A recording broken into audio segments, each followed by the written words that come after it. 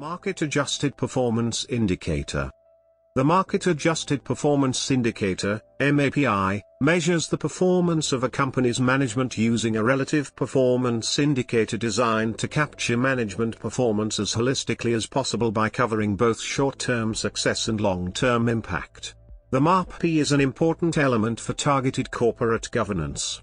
Bengt Holmström, with his economic research and his findings, for which he was awarded the Nobel Prize for Economics in 2016, laid the theoretical foundation for the application of a relative performance indicator. It states that top management should be incentivized with a long-term relative performance indicator for its variable compensation. In the context of a research project of the University of Zurich under the direction of Ernst Fehr, the MAPI was developed and implemented with the consultancy firm Fehr Advice and Partners.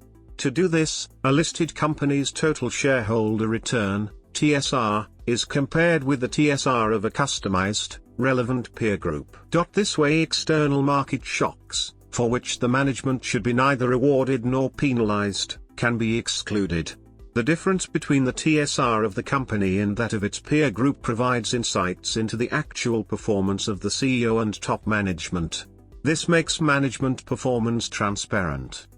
Ernst Fehr and Adriano B. Lucatelli calculated the MAPI for all the firms in the Swiss Performance Index. The compensation model of the Liechtensteinische Landesbank is mainly based on the concept of the MAPI.